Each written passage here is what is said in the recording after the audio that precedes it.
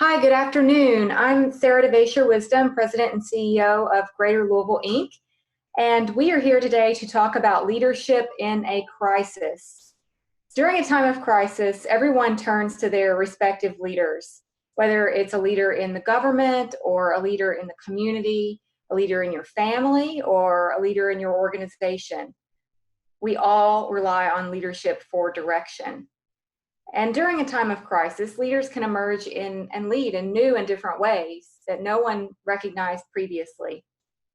We know this leadership is vital, particularly in a crisis. We're grateful to have GLI investor Foster McCarl, business coach of ActionCOACH Louisville. Foster's mission is to work with business owners to give them the confidence, the motivation, and the tools necessary to achieve their personal and professional goals, ultimately changing their businesses and their lives. He's benefited from serving as an owner, manager, and employee through a variety of businesses and markets. He has a talent for proactively identifying problems, reversing negative trends, creating innovative and effective communication solutions, and maximizing team productivity. So that's what's in the bio, but from a personal standpoint, I have to also attest that I find Foster to be not just a delight to talk to, but an excellent coach. So just have to put that out there. Before I turn things over to Foster, I want to give you an outline for today's discussion. All participants have been muted. There is a chat feature located at the bottom of your screen, and we'd like for you to send your questions through that chat feature. Foster is going to be monitoring the questions as we go, and he's taking questions throughout the presentation. A lot of times when we do these webinars, we ask for all questions to remain at the end, but Foster is very flexible, and he's going to address them as he goes, so enter them at any time. We are recording today's webinar, and I encourage you to check back on greaterlouisville.com to access that, and we'll also be capturing the written chats and including those on the site as well. So with that, thank you for your time, and I'm going to turn it over to Foster. Foster, take it away. All right. Hello, everybody. It's really good to almost see you. I did not know the initial slide from GLI was going to suggest that everybody turns their videos off. So what I'm going to do is go the other way with that and ask if you could all turn your videos on. There's no judgment here, but this is the way that the world is working today. And so for a lot of us as leaders, I think it's probably difficult to try and maintain a relationship and continue to build trust with our people. And one of the ways that we want to shift that is by making sure that we are visible and that they are visible. It's hard enough to know what somebody's thinking when they're in your office for a one-to-one meeting or it's an all-hands meeting, let alone when you can't even see their face. So anyway, so I'm trying to practice what I preach. So I'm going to kind of go back and forth today. I think everybody will be able to see my screen at the same time that you can see my face, or you could pull up the faces, and this might be a good time to take a look at some of the functionality. I would assume that almost all of us know more about Zoom than we ever thought we would have to, and of course that's evolving as well as they increase the security measures. So so if you want to let people know that you're online and doing this, I always love to tell people when I'm engaged in mental processes and trying to better myself and develop myself. So you can check with us. We're also doing our best to continue to throw out free webinars ourselves. We really, really appreciate GLI and everything that they've been doing. And Sarah, if I had known that what you were going to say about me, I wouldn't have even given you a bio. That was so much better than anything I could have written. But the truth is that level of consistency in delivering information from you at GLI is one of the things that we're going to be talking about today, and how to maintain control and a certain level of leadership. So anyway, and also reaching out to us and connecting with us and with me, if you can find me on LinkedIn as well, because when I have clients that have problems and issues and need assistance, it's much easier for me, and they're more apt to take advantage of me just connecting them through a Facebook or a LinkedIn meeting. So that's what I really prefer to do. So the rules, your video. If you guys are taking part in videos and you're, trying to lead people, and half the people are in, half of them aren't. It's just really difficult. And I don't think any of us are leading, 500 people teams and trying to get that many people on a Zoom. So I just want to make sure to make that connection. Close your email. I promise I won't take more than an hour. You're going to get out of this what you put into it. There's enough distractions going around in our brains that, I was surprised. I had to shut everything off. The only thing I can't shut off is my 15-month-old who's asleep upstairs. I can't find the mute button on him. I don't think I'll ever be able to, but I went through my phone and turned off all my notifications. I was amazed. It took me 5 solid minutes to turn off all the disruptors in my life. I was like, how do I ever get anything done? It's just unbelievable. So post questions you have in the chat box. So I want this to be an interactive workshop. I don't want to just sit here and talk at you the whole time. That isn't as productive for me, and in my experience in coaching and presenting in general, it's not as helpful to you. Because things that you're unsure about, or maybe things that you don't really want to admit are happening in your business, you can easily pass those off as that, well, somebody else, if they have a problem, that's fine. But when you actually start thinking for yourself about your business, the people that you're trying to lead, then there are questions that may pop up. And I promise I won't embarrass anybody. That's not why I'm here, but I can help you try and work through these things. In my business, we call it coaching from the stage. So it's when I'm actively helping people, which is the real reason I'm here. And take notes, please. There's a lot of information here. Normally, I don't put this much information out.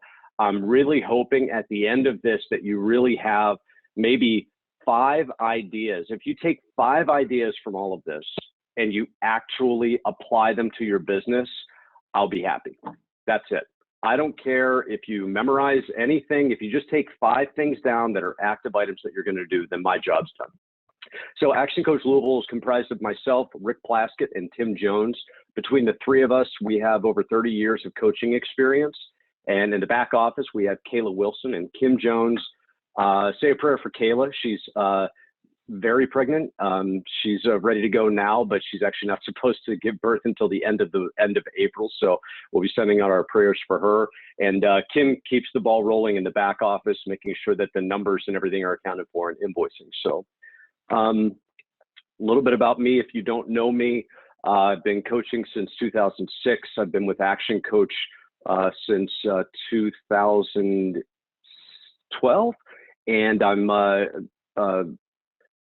come from a family business. I guess that's important to note. I've got some emotional and physical scar, not physical, emotional scarring from that, but also learned a wonderful deal from that. We are top investors with GLI and have really taken advantage of that. And I'm not here to just shoot GLI props. There are a lot of organizations in the city of Louisville, and I'm sure you're aware of this, but not all of them, in my experience, have the ability to look at their membership and try and help their members like they do. We're also professional advisors for the U of L Family Business Center. Unfortunately, it's one of the best kept secrets in Louisville. So if you are a family business and you want some information, go ahead and throw your name in the chat and just say you want that, and I'll make sure to connect you with them. They really are great. I think I'm doing a webinar with Greg Pessinger, the 2 of us, 2 weeks from today, potentially, but you'll get some more of that information. My wonderful wife, the bottom stuff's the important stuff. My wonderful wife, Nikki, we've been married since 2013. In the upper right-hand corner, in the upper right-hand corner is my daughter, Emma. She is 17 years old. She's the reason we moved here. She's on the autism spectrum, very high functioning, but we brought her here to go to the Bluegrass Center for Autism. The little dude, the mini me in there is Liam. And in the upper left-hand corner, you see my dad and Liam and I. And my dad's actually the 5th foster. I'm the 6th foster, and Liam's the 7th foster, but he goes by Liam. So we like to put that generational deal in there. And we're 10 weeks pregnant on top of everything else. So we didn't have enough going on, apparently. So we decided to jump in with that. And it's important to give back to the community. I think I always have. I was raised that way in the family business to take care of your community. And I do so sitting on the board of the Bluegrass Center for Autism. I also volunteer with Habitat for Humanity and Hand in Hand Ministries. So, and that's not just now when some of us have a lot of time on our hands, some of us seemingly less, but it's important to find ways to give back. I don't know if you've seen this. I hope you don't use this right now, but I'll keep it on the board so you can take a look at it. It's video conference bingo. We've all been on a lot of Zoom meetings. You've probably heard almost all of these at some point. So maybe if you know you have to be in a horrible, if you're not learning from this workshop and you have to attend something that you know is boring, this may be something that's fun. I can't tell you how many times I've had all of these. Can you everybody see my screen? Can you hear me now? It's crazy. But anyway, it's just a funny way to laugh at ourselves. There's enough stuff going on right now. If you guys are looking for humdrum, go turn on the news. That's not what this is about, because you can have the other 23 hours of your day to be like that, but it doesn't work for me. And I don't think it really helps our teams. So if you want this too, I'll send this to you, just throw it in the chat box. So overview for today, it's simple. How to lead differently. Leading remotely requires more influence now than before. There was more command in what we did before because we were present and we could kind of push. Now if we push, it's kind of like pushing a rope, literally a rope that's plugged into the wall to somebody's computer. And so it just doesn't work as well. We're going to talk about the 3O model: outcomes, others, and ourselves, the remote leadership model, and servant leadership mindset.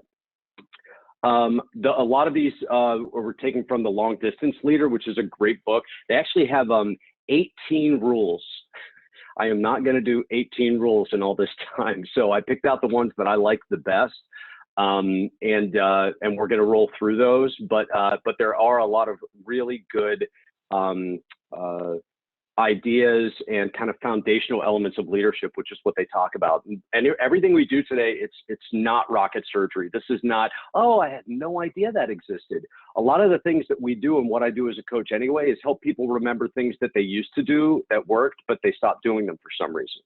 Okay, so when we go through this, you're going to see a lot of that it's not a new mousetrap. Okay, so if you can see this, I really hope you can. A friend sent this to me the other day. And the title I have here is, where's your mindset today? So you're the leader of your team. I don't care if it's 2 people or 2,000 people.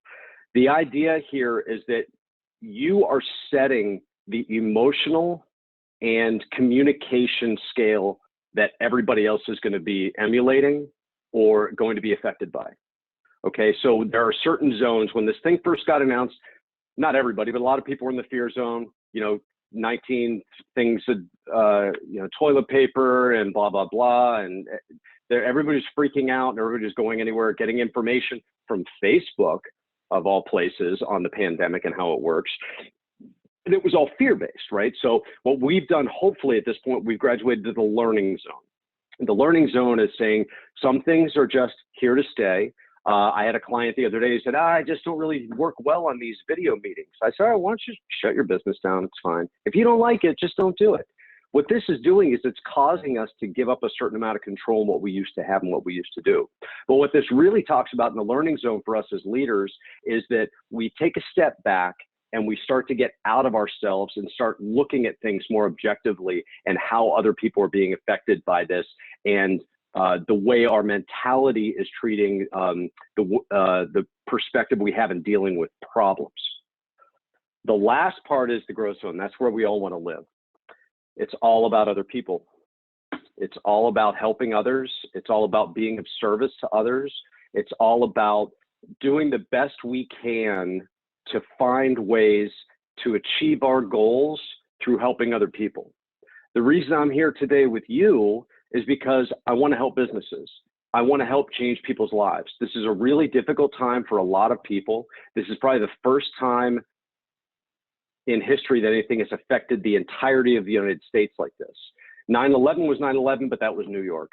We had an emotional connection to that. This is the first time we've all been in this, and it's a difficult time. So virtual leadership. So rule number 1, and if you are what we call in DISC, if you are somebody who is what we call high C, so like CPAs, accountants, attorneys, people that are in engineering, they're going to want to keep track of the numbers. I'm going to be skipping through numbers. It's going to drive you crazy, and I'll apologize ahead of time, but that's just the way you have to deal with it. People say, what happened to rule number 11? Where'd that go? And then they lose their train of thought. So first, we have leadership first, location second. So it's always first and foremost about leadership. Don't worry about where they are first. Worry about where we are. How am I behaving as a leader? Because like I said, these are foundational elements of communication and leadership, and they don't really change. We'll talk a little bit about the way we go about it, but the fundamentals are not going to change.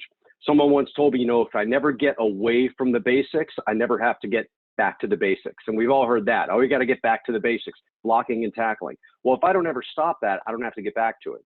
And the 4 common questions that leaders ask themselves, some of these are in a pandemic and not, but remotely. How do we know people are really working? Some of you who are co-located with your employees and your team the majority of the time might ask your same question. They're sitting in the office next to you. I'm like, how do I know they're really working? Are people getting enough social interaction? There's a bit of a misnomer going on now, and I don't think I'll be the first person on record to say it, but we are not social distancing right now. We are not social distancing right now.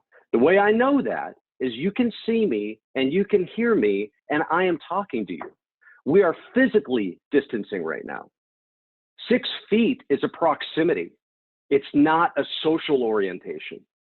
Okay, so make no mistake, there's a big difference between being physically distanced and being socially distanced.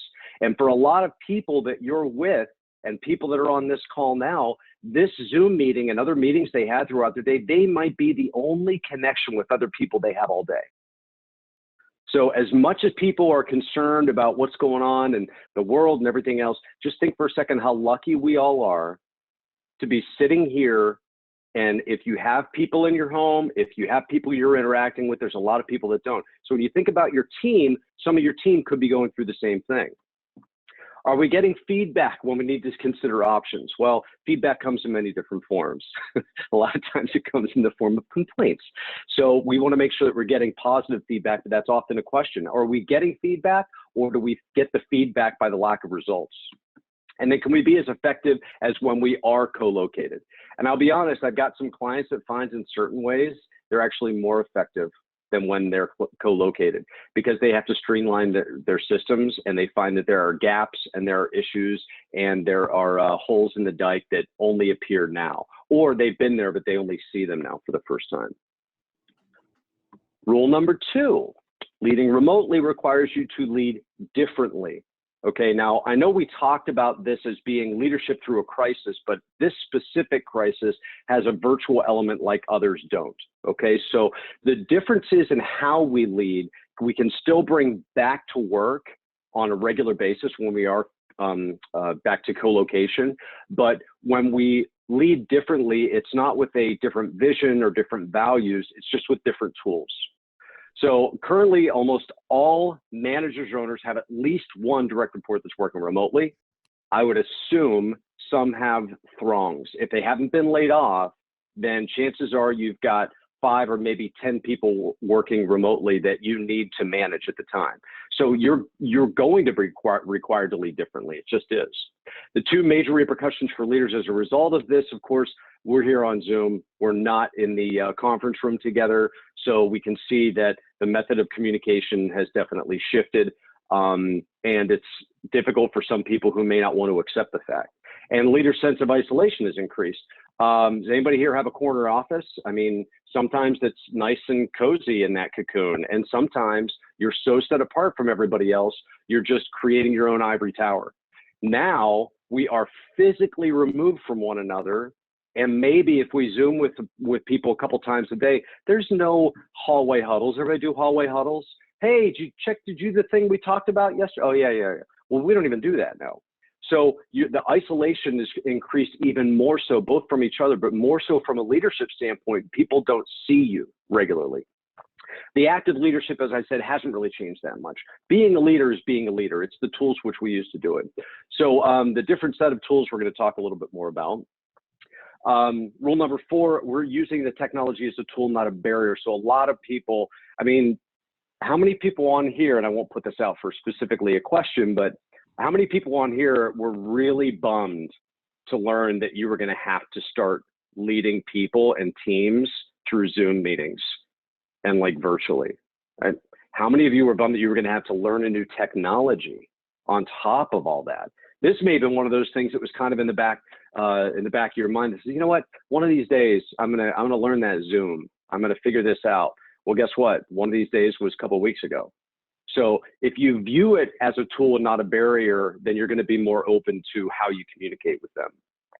So there are 3 inner working gears to promote the remote work, propel remote work. And first one, of course, we're talking about right now, the leadership and management gear. Now, this is, somebody needs to go back to 3. Hold on. There is no 3.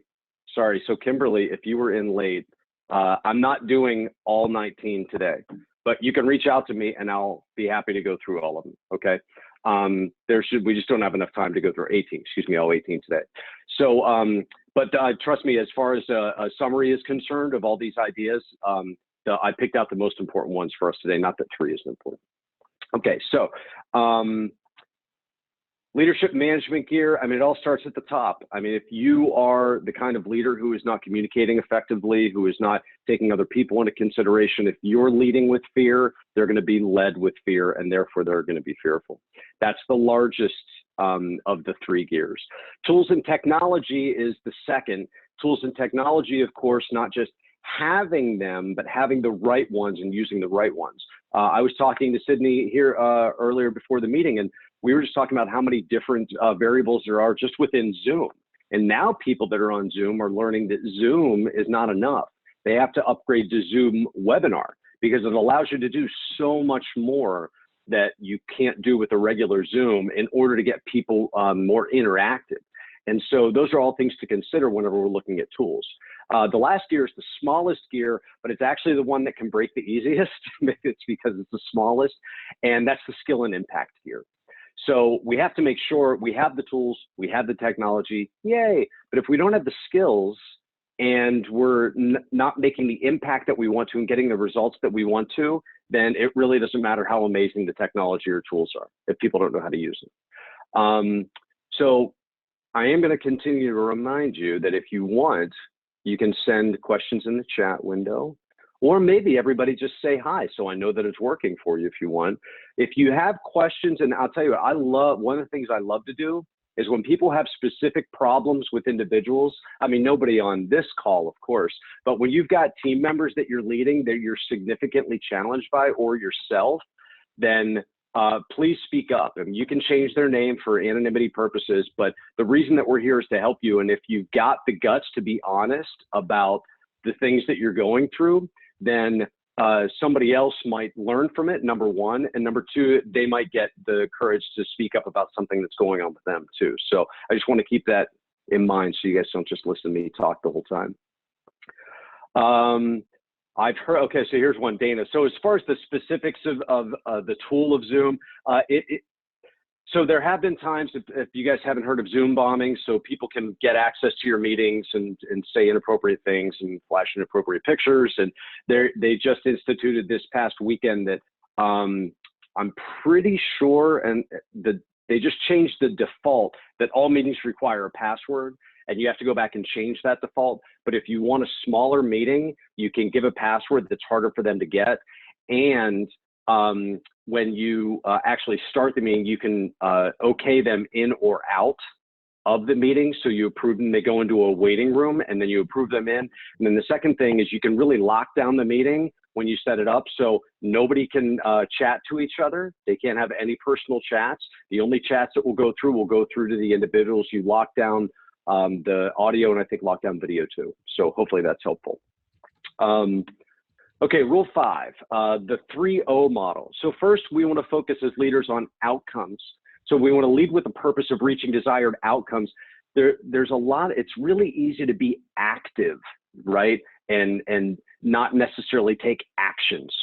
So I think it's Keith Cunningham says there's nothing worse than enthusiastically running in the wrong direction. And I love that because my bumper sticker says I may be lost, but I'm making great time. And so you get all excited about doing something and realize that I may not be going towards the outcome that I'm really trying to focus on. And if I'm a leader of this team and I'm not focusing on my outcome, what do you think they're doing? It's like the telephone game. You know, you tell one person, they tell one person, and it goes around the circle, and then by the time it comes back to you, it's like the opposite of what you first said. It can be the same thing when you're telling somebody directly in a meeting what it is. So we just have to make sure that we're focused on the outcomes.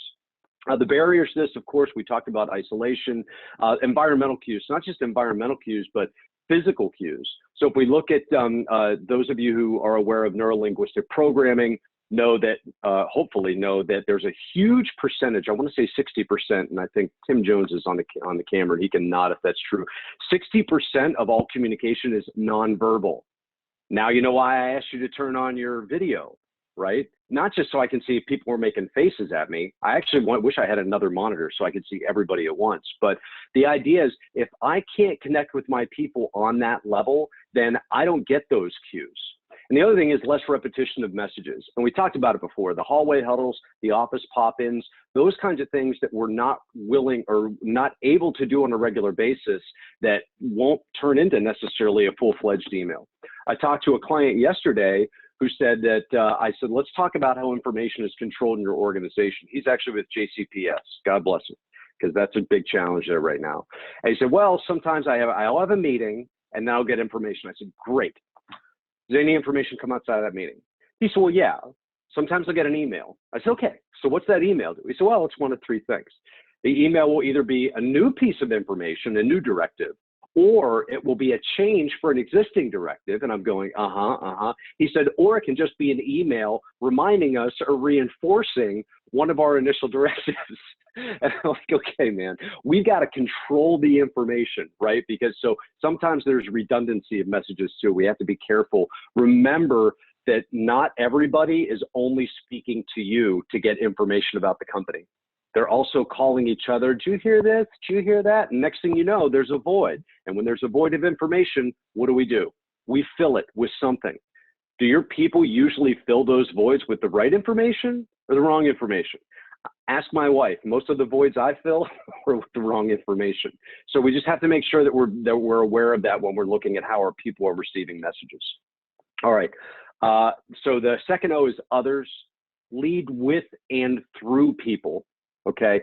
Every client that I have, say they have one priority. It's funny, so when we first start coaching, I said, what's your number one priority? Generate sales, profitability, and the market share. And they go through this whole line. And I said, okay, let's back up. Your number one priority is to develop leaders in your company, period. And you've all heard that. Well, what if I develop them and they leave?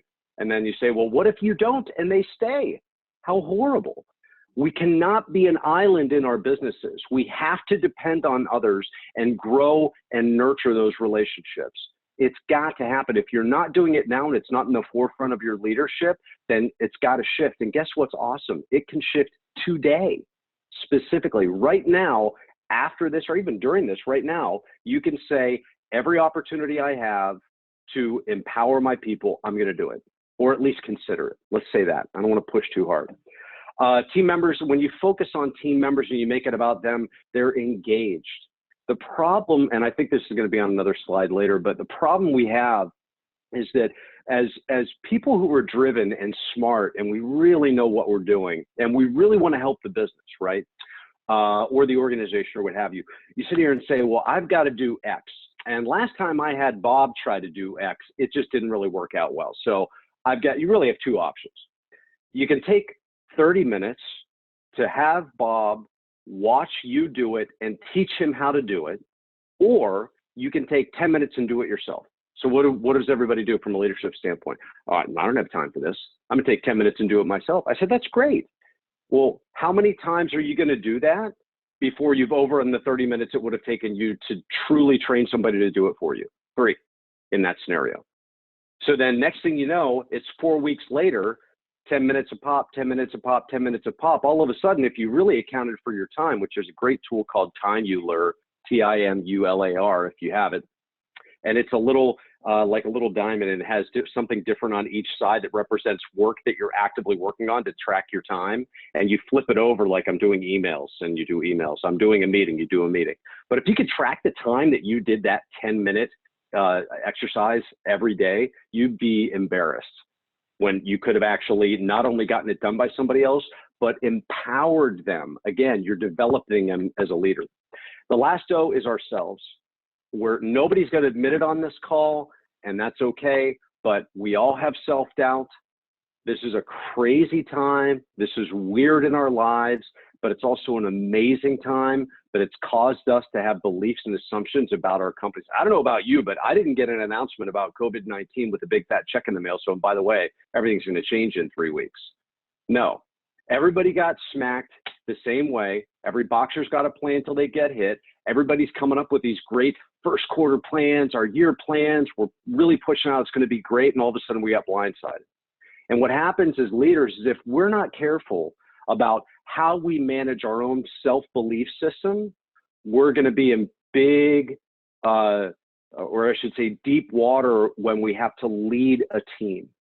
Because we have to now be two people. I have to be me who doesn't believe in myself. And now I have to be me who pretends that I believe in myself. And I have to show you that all day. And then that takes a lot of energy, a lot of energy.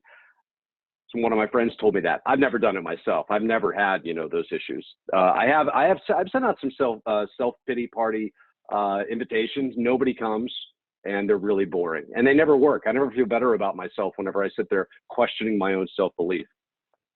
Okay, rule 7, achieving goals is important, not setting goals. Setting goals is easy. Anybody else do that around January? I'm going to lose weight, so I'm going to join the gym. And then I join the gym, and a month later, what am I doing? I'm donating to the gym. It's the first time somebody told me that if everybody who had a gym membership actually showed up, the place would break down. There's not enough parking. There's not enough machines. There's not enough anything. And they bank on the fact that they're not going to follow through with them. So we want to look at goal achievement, not just goal setting. SMART goals. Everybody's probably familiar with these. If you're not, definitely write this down. This is the goal check system. Is it specific? Is it measurable? Achievable, results oriented, and time bound? It's about 50 different iterations of what these stands for because people want to be special and make their own thing up. But in general, the idea is you want to set some checks and balances when you're actually setting your goals. So the questions below are great. What are the quality or the quantity components of the work? Those are easy. Revenue, profit, number of employees, those are easy to measure. The time factor is important because a lot of people just will set a goal for the end of 3 months or 6 weeks or a year, but they don't, and we'll talk about this later, but they don't actually set any smaller goals along the way. And then a month before the goal is due, long before you can possibly pivot to fix where you're going wrong, it's too late, okay? And then the last one, which in my opinion is probably the most important, is the quality of the work. How are you measuring the quality? Because getting something done is one thing. Getting it done right is different. So they say practice doesn't make perfect. Perfect practice makes perfect.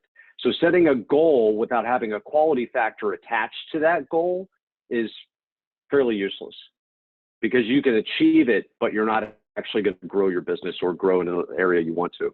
And then, as I said, so you have smaller chunks or smaller benchmarking, especially not just for yourself, but your people.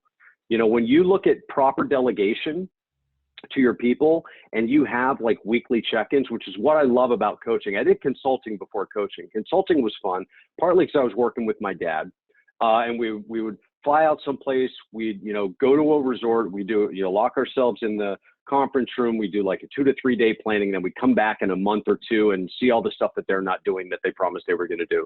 With coaching at school, because I have a weekly check-in with the clients. All right. So those small chunks are what make it possible for me to help keep people on track. If you're meeting with people at some level of frequency and you're not getting, even if it's consistent, if you're not getting the results you want, you probably want to bump that up a little bit. And we'll address that a little bit later. Doesn't mean instead of 1 1-hour meeting a week, you need to have 4 1-hour meetings. The more you meet, the shorter the duration, especially using an agenda and whatnot. Rule number 8. Coach your team regardless of where they work. You are, I dub thee coaches. You are coaches, okay? You're welcome. If you didn't want to be a coach, just put it in the chat box and I'll take it back. But you are all coaches. Oh, we have a question that came through. What are some important factors for leaders when we start transitioning out? Ooh, are we automatically moving back to business as usual? My favorite topic is life after COVID. That's going to be the name of my book, Life After COVID, because it's going to happen. Raise your hand or speak up if you think this is going to take the human race out. I really don't think it is. It's bad. It's nothing like we could have expected, but I really don't think this is going to be the thing. I think it's going to be something way more impactful somewhere down the line, if anything. George Carlin has a good line about saving the planet. If anybody watched George Carlin, and he used to say that everybody's complaining, save the planet, save the planet. He says, don't worry about the planet. The planet's going to be fine. You should be saying save the people, because the planet was here before us. It'll be here after us. So we're the ones that are in danger here. It's the same as this. So we are going to talk about that, the factors that we have moving out. What we're going to talk about here is more of like a 6-week reach, but we also have to play out beyond the 6-week reach to like 90 days plus and figure out how we can get some opportunities there, which we'll talk about. So coaching, everybody can improve with coaching. The reason that coaching is really difficult for people, not just remotely, but even face-to-face, is it requires effort. It requires time. It requires patience. You may have to listen about their cat for 2 minutes at the beginning of your meeting, because if you don't, they're going to take offense to that. And then the rest of your meeting is going to be shot. Okay. And when you're looking at dealing with remote, the obstacles that are there are either they existed out there, but they weren't as impactful and they're exacerbated by the fact that they're remote, or they don't exist at all. But now that they're remote, now you really get to see how people are playing. Okay. So it is stressful. It is difficult, but we have to remember to view ourselves as coaches. Remember, the coach doesn't get on the field. The coach really shines, some decisions during the game, but the coach really shines in practice. Nobody gets to see practice. Practice isn't sexy. Practice is not when you get up in front of GLI and accept an award. That's not practice. That's the game. Those are the rewards and the benefits of working hard. Okay, two-way conversation. If you really look at the way that you're communicating with your people, unfortunately, some of you may have to admit that some of your communication is not two-way. And if you've ever told somebody, I've told them so many times and they don't get it, or how many times do I have to tell you about? Okay, great. You shouldn't be telling them anything. It should be communication. And communication is when people are responding to what you're saying. And the other thing that you have to do when you're communicating with people is, guess what? Shut up and listen, which for me is really hard because I get excited and I have so many things to say and I can relate to you like this. And I have this story about this, and wait till you hear this. And the person on the other side is going, man, he hasn't asked me one thing about what I think about this situation or this individual that's on my team that I'm in charge of, because I have the answers and I really want to help you. It goes awry. Questions are important. There's a couple of rules with questions. No closed-ended questions, no yes or no questions. I still do this in my coaching, and I have to stop myself. I'm like, are you, hold on, I go back. I was like, what are the effects from you doing things the way you're doing them, right? So great questions are really, really, really important. And there are a ton of wonderful books out there. If you want, I can give you some recommendations on the coaching habit and stuff like that. The better your questions, the higher the responses you're going to get and the more impactful you're going to get in your responses. Okay, we have a question from Megan. Megan, I want to look at you, if I can, on the screen. That's going to take me a minute. There she is. She's waving. Hello, Megan. How do you balance sensitivity with remote surroundings and barriers? And we need to get this job done now. Well, you say, I love you. Now do it. I'm just kidding. What we need to do, the first thing is, if something's not getting done and getting done at a certain level, it's because they don't have buy-in. One of the reasons is they don't have buy-in. A lot of times with the clients I work with, the people that are working with them, they actually do not have a full understanding of the impact their actions or inactions have on the end result. Okay, so sorry to say, Megan, but that's your job and my job is to make sure that they fully understand the part that they play. And we'll talk a little bit more about how that rolls out, but we have to get people to engage in the process rather than just do what we say. That you shouldn't have to remind anybody that they need to get the job done. They should know that. Now, if we don't have specific goals with deadlines and markers and benchmarks for how things get done, then what happens? People get lost and squirrels all over and things happen, or so-and-so in the meeting hurt my feelings and I had to go, and all these things happen that are totally fine. I'm not judging anybody here, but the next time you go back to it, they're only going to address the issue when you bring it to them. And we'll talk about how we can make those meetings a little bit more effective. But yeah, there is a way to sensitivity. It's all about having interest in the other person. That's the first place. So what you're talking about sensitivity is compassion, understanding, and interest in your people. Yes, we'll send books and quotes and some that are great for coaching. That was Caton, wherever Caton is, if I can find. I'm only on a small screen on this one, so I apologize. I can't see everybody. Oh, well, Caton is not on. Her camera's not on, so that's okay. I'll still help you out. Okay.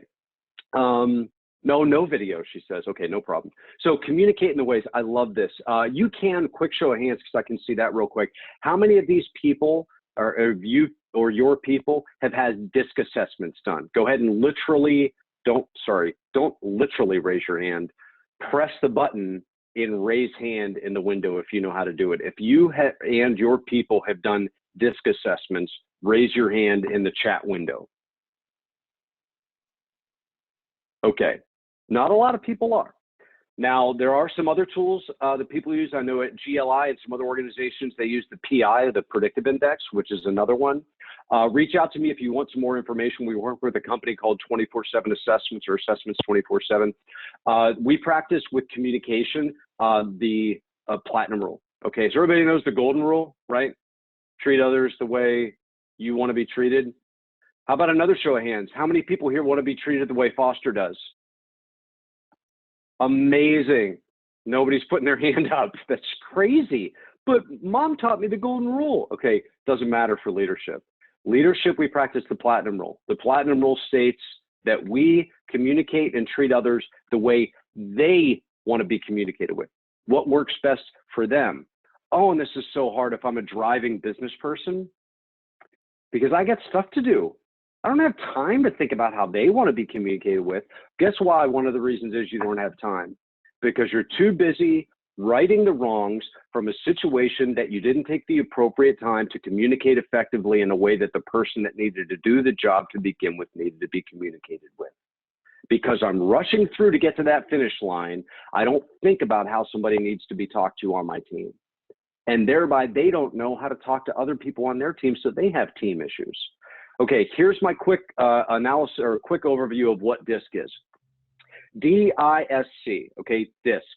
D stands for dominant, I stands for influential, S stands for steady, C stands for critical thinker. There are a couple different monikers people bring up for that, but here's what people need to understand. If I have a D, a pure D, pure I, pure S, and pure C standing next to me, and we're at a pool, and I say, okay, everybody, the goal is to jump into the pool. Okay, before I even finish what I said the goal was, the D's already in the pool. He didn't even care if there's water in it, because I'm a D, I'm going to get there first, I'm going to do it. The I will jump in the pool, but the I's going to jump in the pool after they're on the diving board. They want to make sure everybody sees them. They want to motivate everybody to jump in, but they want to be seen. The S will jump in the pool, but everybody's got to hold hands, okay, at the same time, and we're all going to jump in together. Ready? 1, 2, 3. It's together because they care about the team. And the C may never jump in the pool. Where are we jumping in? Where are we getting out? When are we getting out? How long are we staying in there? What's the pH balance? Is there water in the pool? No, there's a D laying down there with a broken neck, but he won because he jumped in there first. They will ask question upon question upon question. That's what the difference is in the way people need to be communicated with because of that information. So please, please, please reach out if you want some more information about DISC. I love DISC. I've taught DISC to a bunch of engineers, God bless us all, in a room together, and a bunch of high eyes that just want to talk about themselves and their stories and their cats, and they don't understand why people don't follow through, and they don't follow through on their details, and they don't take good notes, and in sales, they don't follow up with people regularly, but they're great in person. It's so much fun. I love that. But you have to communicate as a leader based on what they need, not what you need. So with DISC, we mesh well together. We look at sources of challenge with people. You can find out why people think like so-and-so is just a jerk. No, so-and-so wants to come in and get their work done. They don't want to sit there and do a 10-minute dissertation around the water cooler about CSI, right? And they also don't want to do that in a Zoom meeting. They don't want to sit here and hear, and it was funny this morning, I got to say, I'll be honest. So I got in this morning to do a test run with Sydney and we turned it on, and in the back, my daughter's cat was sitting. They're like, oh, your cat. And I was like, cat? And I was like, yeah, my daughter has a cat. We're in a different position now, man. I don't have pets running around the office, right? I don't have cats. Now, fortunately, I don't really care if you ask me about the cat. It's a fat cat. It's a weird cat. I love him. He's funny, but he's just weird. He's a cat, man. So he's a love me, I'll kill you.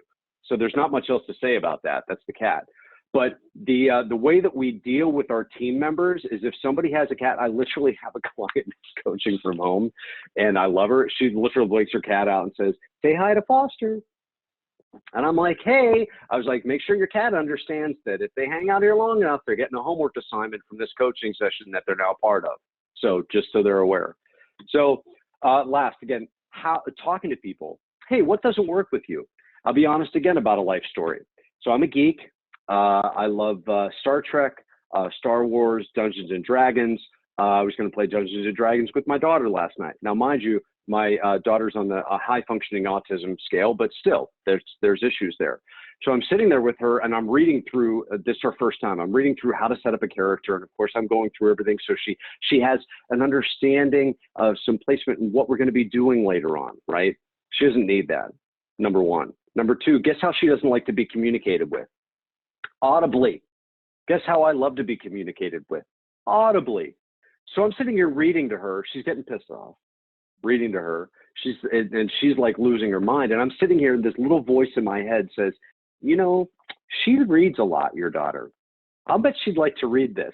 So after everything blew up and I printed out 149 pages for her to show her that I really cared, she said, thanks, Dad. You probably just could have sent me the PDF. I was like, I wanted to show you I'm making an effort. We ran out of paper for you. But she was like, listen, you know, like that's not how I communicate best. So asking people how they need to be communicated with is a real easy way to cut through that. Okay, 10, you have to understand what people are thinking.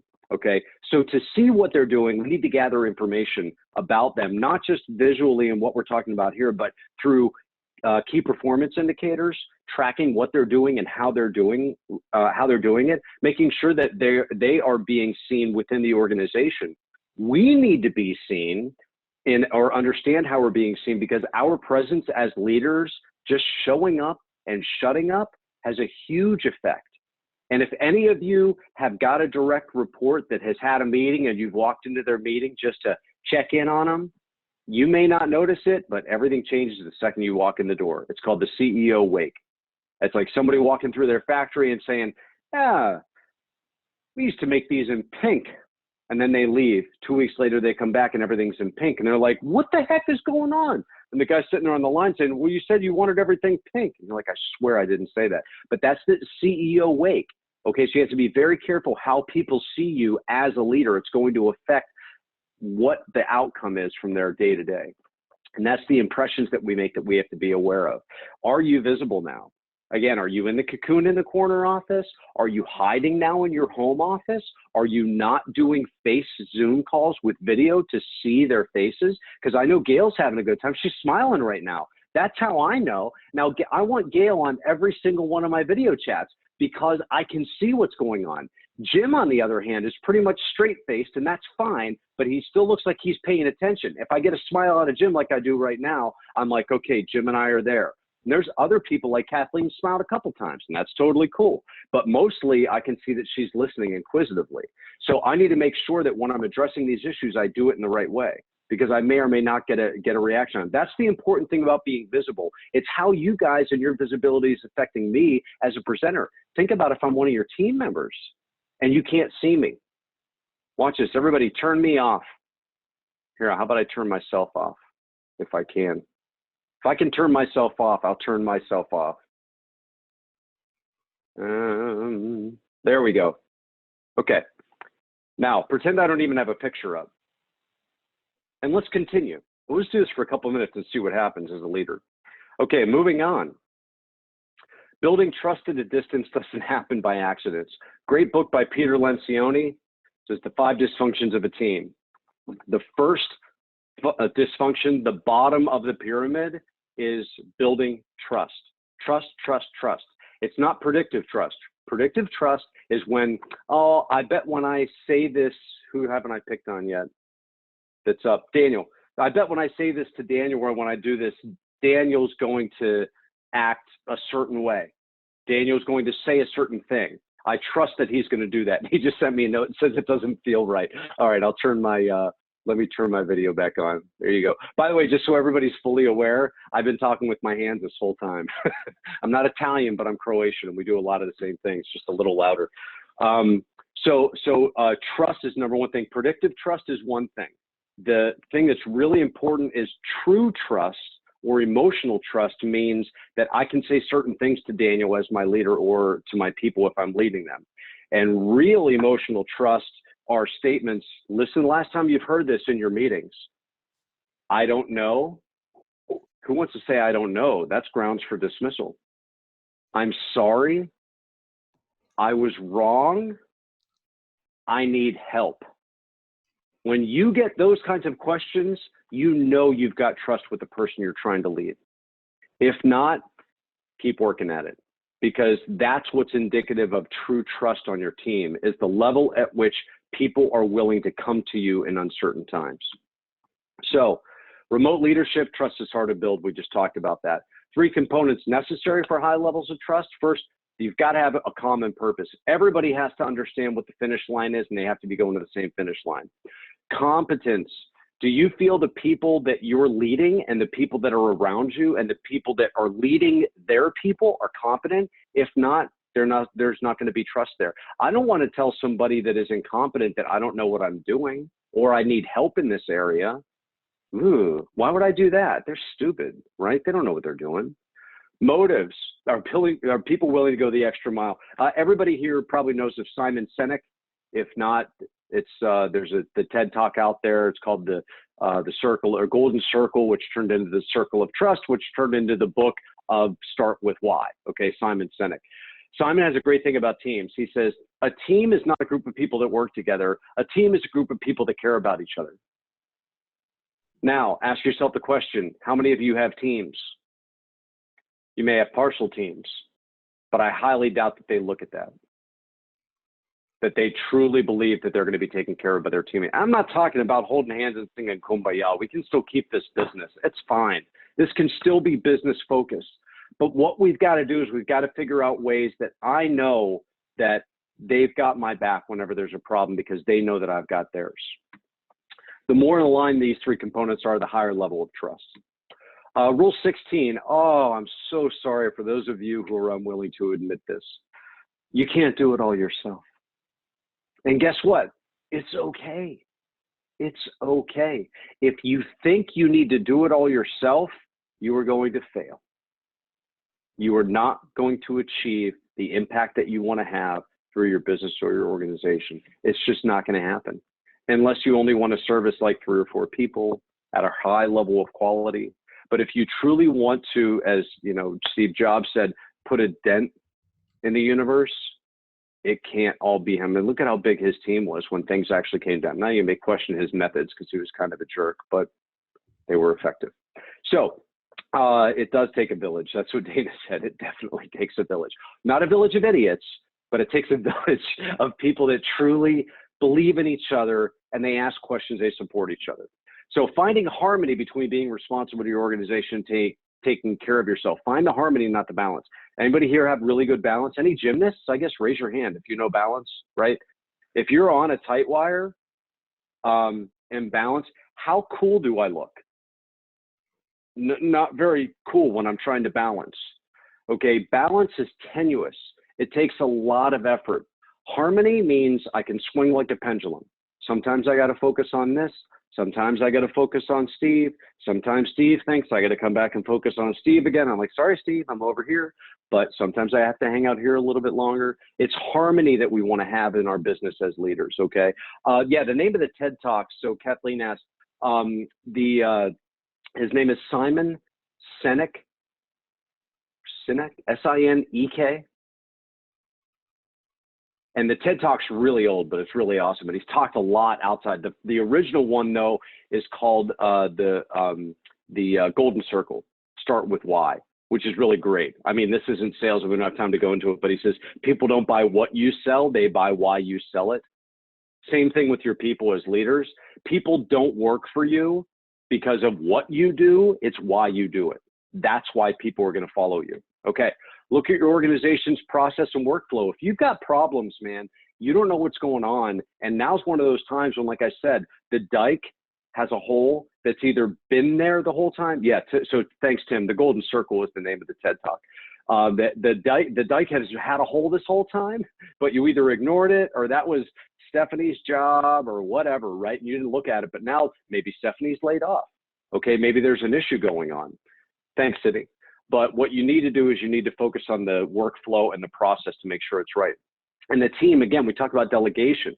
How can they handle it properly? How can you continue to empower them? And prioritizing in order to be a remarkable long distance leader. You have to know the difference between self-preservation and selfishness. Sometimes you need to take an afternoon off. Sometimes you need to not Zoom for the 9th time that day, if anybody's been there, and I have been, and it is tough, but it's okay. Your values determine how you decide what's important. At the bottom here, we talk about this choice management.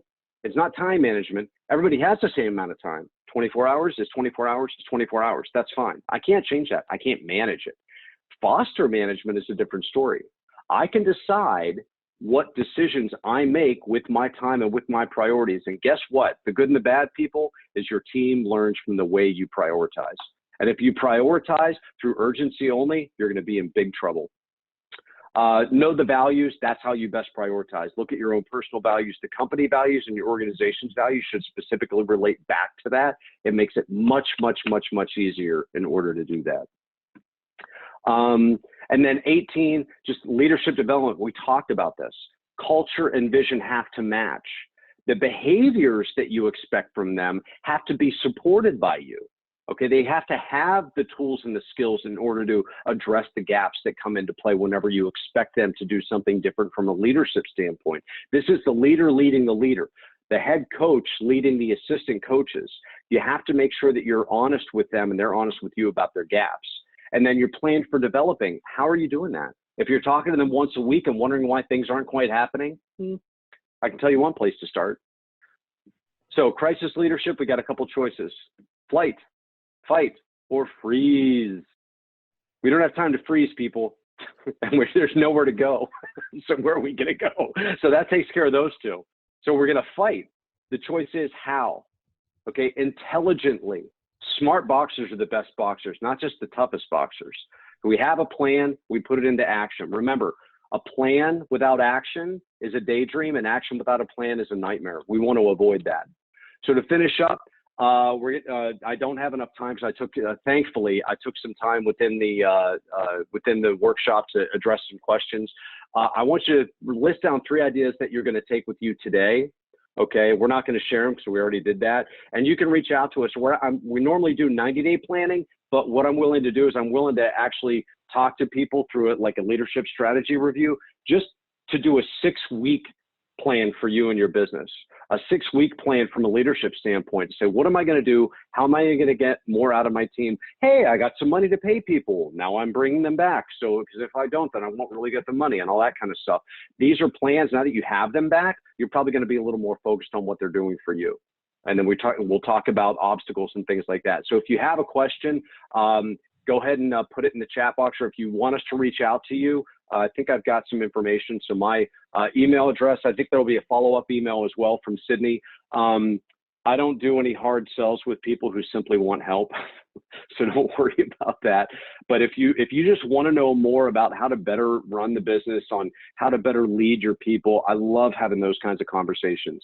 Mostly it's in person over Zoom, but or in person rather than Zoom, but I'm happy to share a coffee with you over Zoom. That's effective. Or if you're into cigars, I'll have a cigar meeting with you as well. And it's fun because if you're not, we can do that as well because you don't have to smell it. So I'm going to turn it back over to Sarah. Again, thank you very much to GLI. Thank you very much, Sarah. I really appreciate the opportunity. And remember, there's a light at the end of the tunnel, and it's not a train. It's going to be okay, people. And I personally believe this economy is going to boom when we come back into it. So without further ado, I'll turn it back. Thanks. Thank you, Foster. That was a very insightful and humorous presentation.